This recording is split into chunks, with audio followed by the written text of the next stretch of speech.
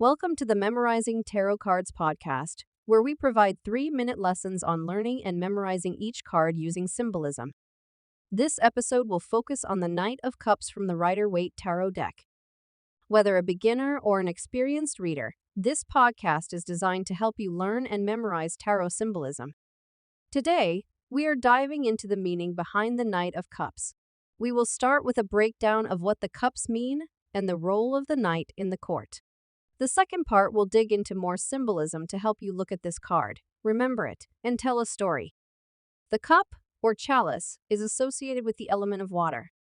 In tarot readings, cups show us feelings and describe the nuances in our relationships. Cups can also represent a person's connection to their spirituality.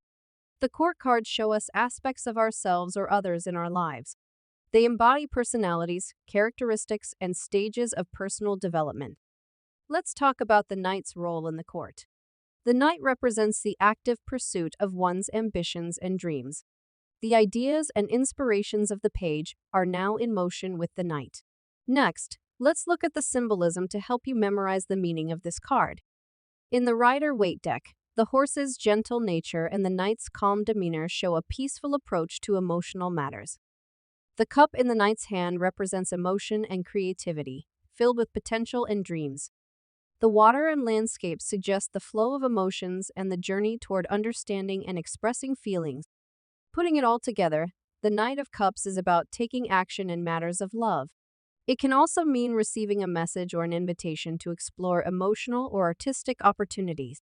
It embodies the pursuit of your heart's desires. Next, let's cover the astrology associated with this card. The Knight of Cups is associated with the qualities of Pisces and Cancer, both water signs known for their depth of emotion, intuition, and nurturing capabilities. These signs enhances the knight's desire for romance, sensitivity, and dreaming big in order to drive emotional and creative quests. Now that we have covered the basics, symbolism, and even a bit of astrology, how do we apply this knowledge to a reading? Looking solely at this card, you would take its meaning and apply it to the meaning of the position in the spread.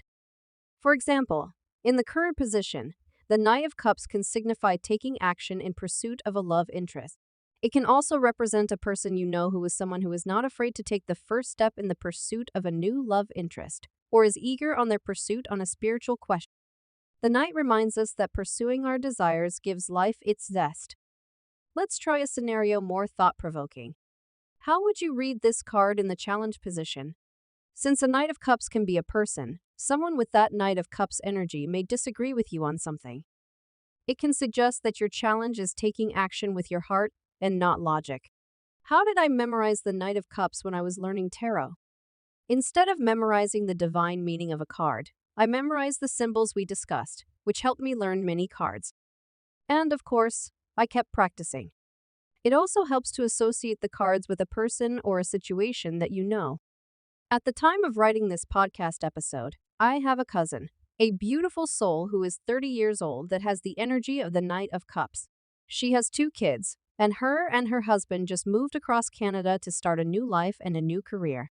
They made the decision based on their love of BC and their desire to provide a better life for their 2 beautiful kids.